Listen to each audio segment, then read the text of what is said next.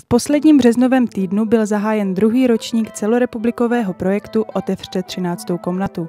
Cílem je zvýšit návštěvnost českých hradů a zámků a nabídnout nové zábavnější prohlídky. Jako jediná památka ze Slezska a Moravy se zapojil Slezsko-Ostravský hrad. Speciální prohlídky návštěvníkům nabízí 2krát měsíčně. Návštěvník, který vstoupí na náš hrad, dostane cestovatelský pas, je proveden kostýmovanou postavou a zároveň může do své karty, kterou dostane, luštit rébus. Na konci té prohlídky, pokud zdárně tento rébus vyluští, dostane jeden z 13 klíčů, který slouží k tomu, až jich nazbírá 7, může vstoupit do 13. komnaty. Během prohlídek návštěvníky provází tajemná postava spojená s dějinami hradů.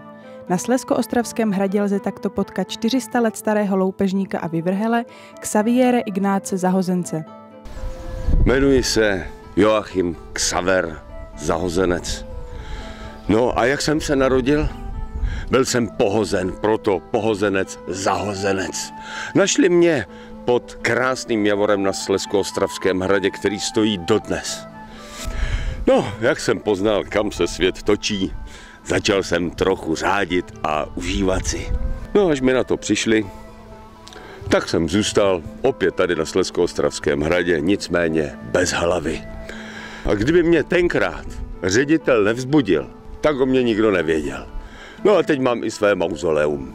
A straším. Mimo kostýmované prohlídky spojuje hrady a zámky také cesta za vyluštěním hádanky. Účastníci projektu musí přijít na kloup krátkému rébusu, za jehož vyluštění obdrží jeden ze 7 klíčů.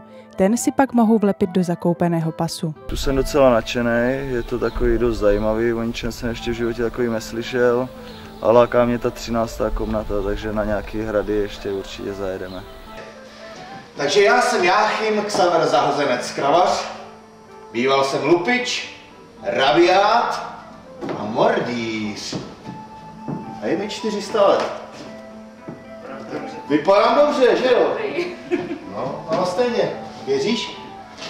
Při prohlídce na Slezsko-Ostravském hradě návštěvníci spatří nejen místnosti hradu, ale také středověkou mučírnu, hradní kovárnu, muzeum čarodejnic nebo betlém od polského řezbáře Jana Čupriňáka. Celý projekt Otevřte 13. komnatu probíhá pod záštitou společnosti Zlatý pruh Polabí a inspiroval se u německých sousedů. Zde podobné prohlídky probíhají již téměř 40 let. Návštěvník si tyto prohlídky objednává na internetových stránkách online www.otevřte 13. komnatu. Doposavat byl velký zájem o tyto prohlídky. Srdečně zvu všechny návštěvníky a doufám, že se jim tyto prohlídky budou líbit. Do projektu Otevřete 13. komnatu se kromě Slezsko-Ostravského hradu zapojilo dalších 9 hradů a zámků, mezi nimi například hrad Kost, Grabštejn nebo zámek Děčín.